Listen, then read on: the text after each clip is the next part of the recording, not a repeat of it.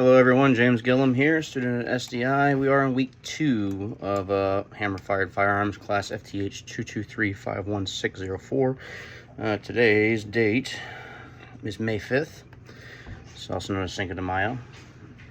Today we're going to be doing a video on a couple of topics. It's actually quite a few topics. Topic number 1, we're going to be identifying a semi-automatic handgun platform I plan on using to talk about. I chose 1911 just because it's one of my favorites and I'd like to expand upon my knowledge a bit more of it, so I'm using that. Part 2, we're going to locate some information in Gun Digest as far as an online schematic. We're going to review a couple of videos as far as reviews for the certain kind of handgun I have. I have a Rock Island 1911 in 9mm. I found a pretty decent review online for it, so we'll talk about that one here in a little bit. Part 3, we're going to talk about failures: failure to lock, failure to unlock, and failure to feed. 4, we're going to evaluate the understanding of what we've learned and kind of expand upon those resources and give them to my instructor so that he's aware of what I was doing. And then number 5, we're going to describe everything that we plan on doing in the future as far as developing concepts and learning more about the firearm. So here we go. First and foremost, we'll make sure there's no live ammunition in the magazine. The magazine's been removed. You can look down inside the chamber, where the magazine is, and inside the actual barrel. Stick our finger in there. There's no live ammunition at the workspace either. Those are snap caps and some WD-40. So like I mentioned, part 1, we have a Rock Island 1911. This one's chambered in 9mm. It's actually the 1911 A1 FS. It's a nice little Cerakote job on it, and I like to really do the burnt bronze, so I went with it. A couple of nice features about this gun is that it is a very traditional 1911, but it's been improved upon. See a couple of different things here, but we'll get into that. I found a review from Firearms of America. You can see he's got over 40 or 50,000 subscribers. This one actually has gotten quite a views, 36,000 views, and this actually covers the specific firearm that I have. In it, he goes through basically fire, function, and all that stuff. I found it to be a pretty nice piece. I mean, he very passionate about the 1911, so I can appreciate that. It's one of my favorites as well. But one of the things that's really important to mention in here is that it is exactly the same version. It's the 1911 A1 FS 9mm. So that was kind of cool to have something that was exactly the same thing. You know, done by somebody who has such a large following. I did also look at this video here from Paul Harrell, although he did a few things in there that made me a little nervous as far as his gun handling. But anyway, he did test a Rock Island versus a true Colt Government 1911 style model.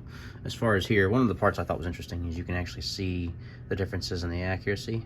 Now, I don't know if that was him being honest or not, but data like this is always good because it does kind of give you an idea of explaining to customers what they're getting and why they're paying the prices they're paying for what they got. Now, the other part of that too is the one's in 9mm and the other one's in 45, so there's a little something that's to be said about that too. I also checked out this one from Hickok 45, which is, you know, he's again got a huge ton of subscribers and a lot of views on this video, and he kind of covers the costs differences between you know, what you would expend. I mean, $500 to $3,000 between 1911. I mean, $3,000 seems like a lot to me, but you can see this is the exact same model Rock Island that I've got there. I don't know what that one is, but it's pretty sweet. So let's talk about failure to lock. So in the case of this, you can actually see we got the snap cap in there. So failure to lock would be is if you had an issue where that snap cap, say for example, didn't go all the way forward and didn't lock. So it's not going to engage, it's not going to fire, the hammer's not going to move. This is something to be as simple as that there's a cartridge or obstruction pushing it backwards. Burrs will do that as well. Sometimes a fouled out magazine or a magazine that's not necessarily designed for the firearm or poorly made. Pieces that are involved in that is the barrel, obviously the magazine, and of course the hammer and firing system in general is also involved because it's not being able to engage. As you can see there, the trigger and whole nine. It doesn't work. So in the 1911 platform, there's also a failure to unlock, which is after it's been fired, the cartridge doesn't eject, doesn't kick out, doesn't do anything. It just fires and doesn't move. Now, usually that's part of a natural, you know, process of the firearm firing. It's actually going through, you know, bang, round flies out and kicks back. Well, if it doesn't unlock, it's just going to bang and not move. I've seen this happen with swollen cartridges. It can be bad extractors, can be also an issue too. I've also had damaged springs, bent spring rods cause it. There are a couple of different things that would cause it. Most of it too can be, depending on if the actual firearm has hit the primer or not. Maybe it didn't fire actually, so something like that. So all things to be considered. Obviously you want to try and render it safe. Now, a failure to unlock, the round will actually be in there and it won't move. Move there, but yeah, we're not broken. I've had this happen with other platforms where I've literally had to like apply force and partially disassemble the firearm to get the round out. So that's definitely part of those things. So when it comes to failure to feed, which is the next one, so you insert your magazine, and you got to chamber it forward, and wouldn't you know it, nothing happens. You open it, what the heck? Often, it's either that the feed ramp inside, which you can see the feed ramp down in there, is got an obstruction, and it's not allowed the round to slide up smoothly and into the barrel like it should.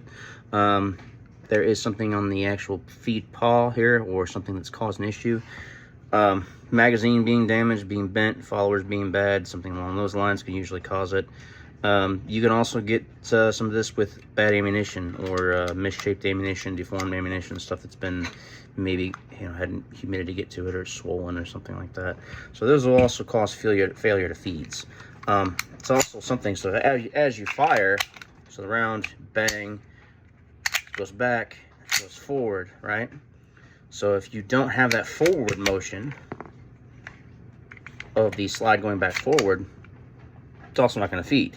So that drive spring, again, is something to be kept, all of these things are all kind of part of the same problem. You can have a lot of the same issues being damaged. They're symptoms of different things, but they can all also have a lot of similar issues and core roots too. So failure to lock, failure to unlock, failure to feed, they have a lot of sort of, if you were to do a Venn diagram, similar causes, and a lot of those parts are culprits in there. So it just depends on what you have. So now we're going to talk about part 4, which is evaluating my understanding to my instructor. So more asked is, was it a superficial search or did I dig deep? I think I actually went pretty deep. I have a lot of experience with the 1911, but not everything from a gunsmith's point of view. I have it from an operator's point of view. So from an operator's point of view, it's really easy to think you got it all, but as soon as you start opening up the can of worms and start seeing what some of these other gentlemen, like the gentleman from Firearms America, he showed me a lot of little interesting things. Like, for example, he mentioned, taking the slide back and taking a little bit of a wiggle just to see how tight the fitment was. And you can actually see, it's kind of hard here, you can see how tight the fitment is on that slide. And all of that stuff remarks quality. So I did learn quite a bit about 1911 quality from just that video alone. So, and that kind of spurred me on to look at the other videos as well, more or less just to kind of see what those gentlemen came up with. And a lot of them came up with, obviously in their own way, but similar kind of evaluations. You can still get a nice firearm at a cheap price, such as this one. But ultimately in the firearms industry, you do kind of pay for what you get, what you pay for. So I agree with that. So I kind of branched out. I relied on a lot of those videos because it was nice to get other people who have similar experience to me, or more experience, or however you want to phrase that, other perspectives. So I feel like that was a lot.